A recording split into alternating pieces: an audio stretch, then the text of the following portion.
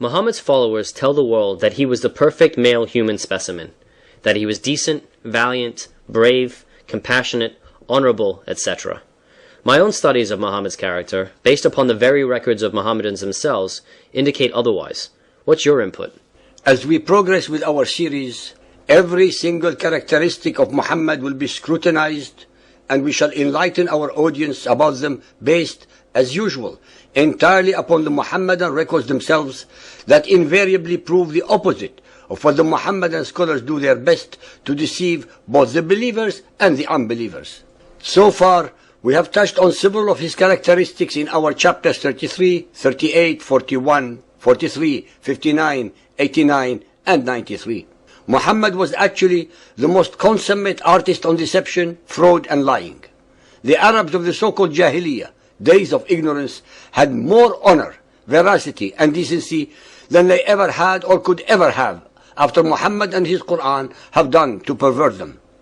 He encouraged treachery, lying, betrayal, deception, and all other similarly nefarious characteristics for as long as they were useful to his agenda, to convert the whole of humanity to his twisted vision of Islam.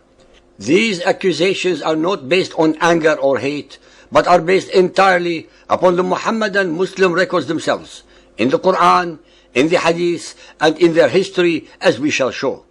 Al-Baqarah 2.6. As for the disbelievers, it is the same whether you warn them or not, they will not believe. Allah has set a seal upon their hearts, upon their hearing, and a covering over their eyes. There is a great torment for them. The disbelievers, ladies and gentlemen, will not believe because Allah had already predestined them to be so. Allah has set a seal upon their hearts, upon the hearing.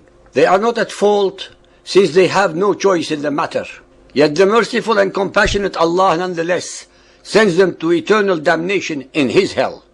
In fact, Allah's predestination is the ultimate form of deception. 2.9. They deceive Allah and those who believe, but they only deceive themselves.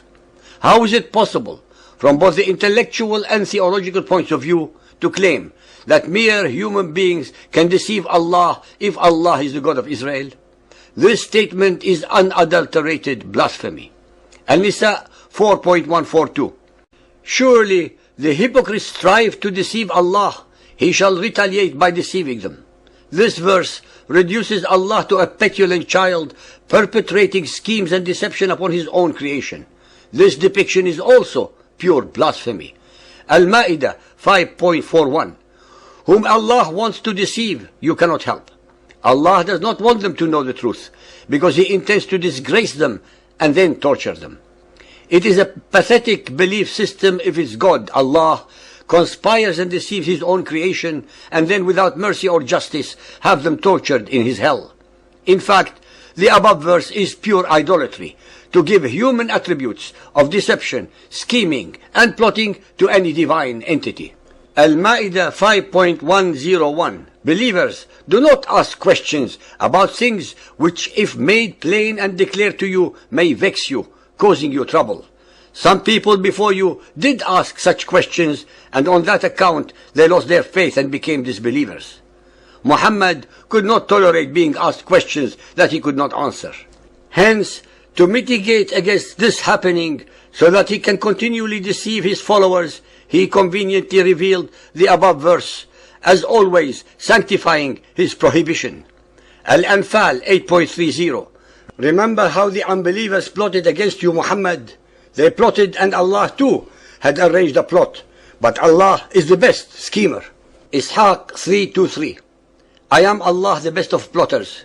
I deceived them with my guile, so that I delivered you from them.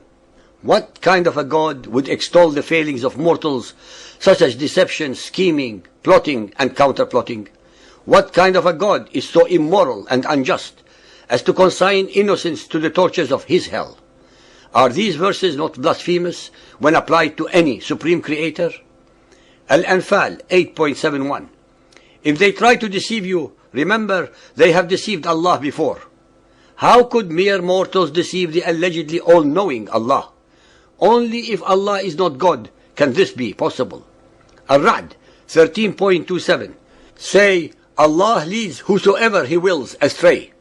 Does the listener need any more unambiguous statements asserting the predestination of mankind? If mankind is predestined, what for is then the need for religion?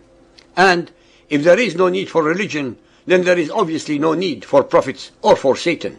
Hence, there is no purpose for Muhammad or his Quran. Al-Ghafir 40.32. Any whom Allah causes to err, there is no guide. That is how Allah leads the skeptic astray. Muhammad's Quran, being a reflection of his own character, is full of deception and betrayal. Bukhari 4.268. Allah's Apostle said, war is deceit. Bukhari 5.369. Allah's Apostle said, who is willing to kill Ka'b bin Ashraf, who has hurt Allah and His Apostle? Thereupon Muhammad bin Maslama got up and said, O Allah's Apostle, would you like me to kill him? The Prophet said, yes. Maslama said, then allow me to say false things in order to deceive him. The Prophet said, you may say such things. It is crystal clear from the above hadith that Muhammad allowed and sanctions murder, deception and lies to achieve his ends. Since Ka'b bin Ashraf was an Arabian of the faith of the Jews, he could not have been the enemy of Allah if Allah is the same as the God of Israel. Hence Muhammad's accusation that he was an enemy of Allah is a deception and a blatant lie used only to justify his murder because he opposed Muhammad's slaughter of the Quraysh leaders at Badr. Bukhari 7.427. The Prophet said, if I take an oath and later find something else better than that, then I do what is better and expiate my oath. Does any listener need more confirmation of the depraved indifference shown by Muhammad regarding any truth? Ishaq 3.65 or Tabari 7.94. Muhammad bin Maslama said, O Messenger, we shall have to tell lies. Say what you like, Muhammad replied. You are absolved, free to say whatever you must. Only in Muhammad's twisted morality could a so-called prophet allow deceptions, betrayals, and murder assassinations. What is most revealing in the verses of this section is the fact that his newly converted followers were actually apprehensive to tell lies or to betray trust in their earlier state of ignorance. In reality, they were much more decent and nobler when they were pagans and before becoming Muslims. Ishaq 3.83. One of the young men's fathers confronted Muhammad and said, you have robbed my son of his life by your deception and brought great sorrow to me. Even the illiterate pagan Arabs, his own people and tribe, knew how false Muhammad was. Ishaq 5.19. Hajjaj said to the apostle, I have money scattered among the Meccan merchants, so give me permission to go and get it. Having got Muhammad's permission, he said, I must tell lies. The apostle said, tell them, again and again and again. The hadiths paint a disgusting and unholy, but truthful and factual portrayal of Muhammad. Betrayal, deception, and lying were and are the hallmark of Muhammad and his followers unto this day. Tabari 8.23. Nu'aym came to the Prophet. I have become a Muslim, but my tribe does not know of my Islam. So command me whatever you will. Muhammad said, make them abandon each other, if you can, so that they will leave us, for war is deception. Even in the 21st century, 1400 years later, nothing has changed.